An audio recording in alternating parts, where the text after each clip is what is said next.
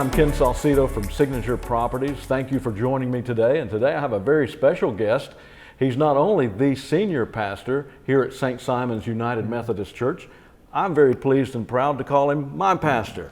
Pastor Tom Jones is with me today. Tom, thank you for joining me today. Thank you, Ken, for giving me this opportunity. What a joy it is to have you in the membership of this church, you and your wife, and just grateful to be a part of this great church and the wonderful tradition that it has here on this island. Yes, well, we're glad to be here. Yeah. Now, Tom, I know a little bit about how Methodist pastors move around with your appointments from your bishops, but share a little bit about your personal journey about, maybe where you're from, how you got here to St. Simon's. Well, it has been a long journey, and I went into ministry as a second career, and am now in my 30th year of being a pastor.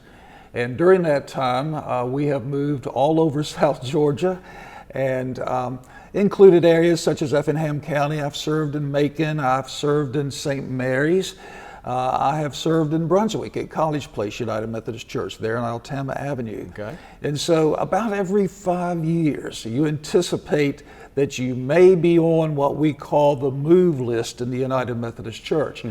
But actually, it's an annual process. Every year, we have to go through a process of completing forms and expressing our wishes to what we call the Cabinet of the South Georgia Conference.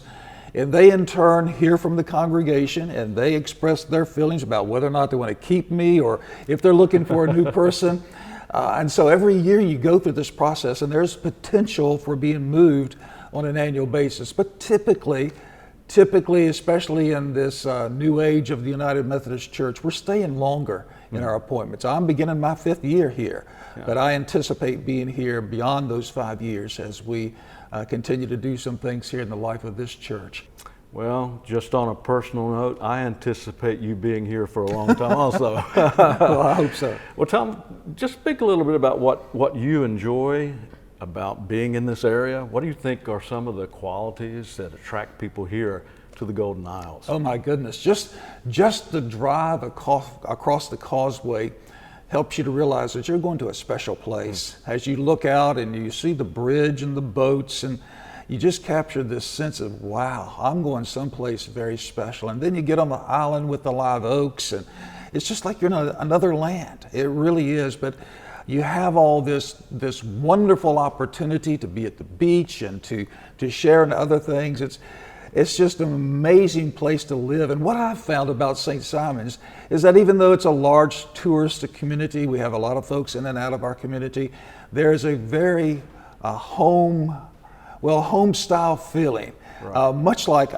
I would prefer it to Mayberry. I don't know if you remember Mayberry, the Andy Griffith show, but everybody knows everybody at some level, and everybody helps one another out when times of need. And there really is this strong connection of community in this particular place, on this island, that's very special, and you can't help but notice it. Mayberry at the beach. Mayberry at the beach, there you go. It really is. I mean, it's amazing. Well, Tom, we're here in the chapel of St. Simon's Methodist Church, and at one time was your primary sanctuary. That is correct. Now being used for the contemporary services. So speak a little bit about the different services that you offer weekly and some of the ministry opportunities that are here at the church.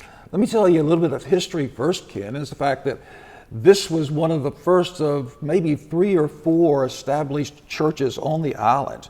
And this building was built as the sanctuary back in 1941. This was the primary worship space of this church.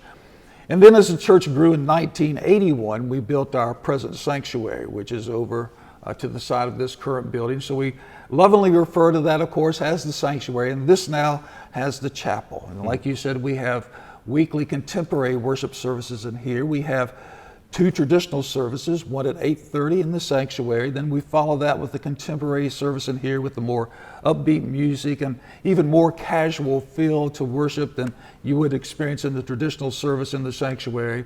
But then after that, we move once again to the sanctuary at 11 o'clock to have another traditional worship service.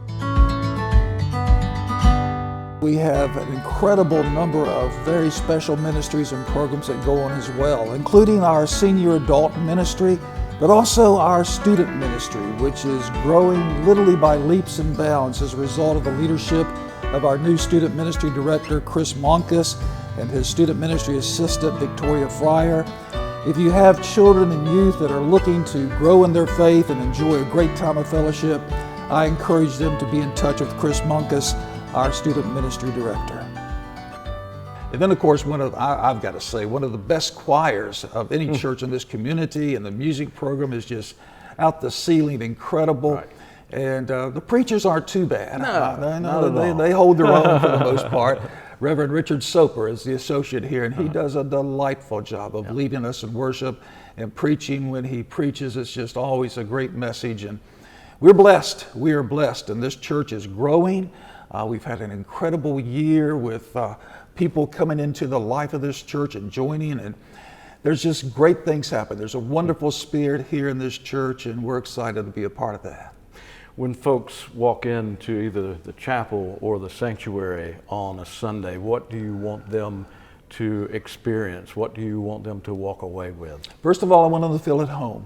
I want them to walk in and say, this is good. I like where I am. And that's important to me, because I don't care if I'm Billy Graham and the choir is the Mormon Tabernacle Choir,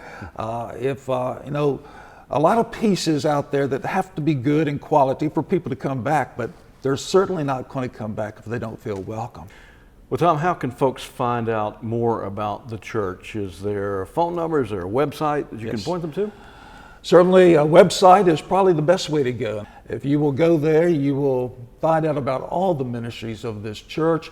We also post very frequently on Facebook and Instagram and all those other things that I don't know how to use, but many people apparently do, because it's a great way of connecting in this community. And if they want to come this Sunday, what's the physical address of the church? Physical address is 624 Ocean Boulevard. We're, just down the street from the First Baptist Church, and to the other side of us is The Porch, which is a great chicken. Is this a commercial? I turned it to a commercial. But it's a great place to eat. But we are just down the street from The Porch, and very easy to find. Right on Ocean Boulevard, about a block from the beach. Right. Great location. It is. Folks, I encourage you to check out St. Simon's United Methodist Church and experience what I've experienced personally myself. I can say that Tom is such a genuine and authentic pastor. He has a love, compassion for his congregants, a unique gift for connecting with people through his messages. Tom, thank you for all of that. Thank you for being here today. Thank you again being for with us. The opportunity. And thank you for joining in. And folks, until next time, this is Ken Salcido from Signature Properties saying, hope all of you have a wonderful island day.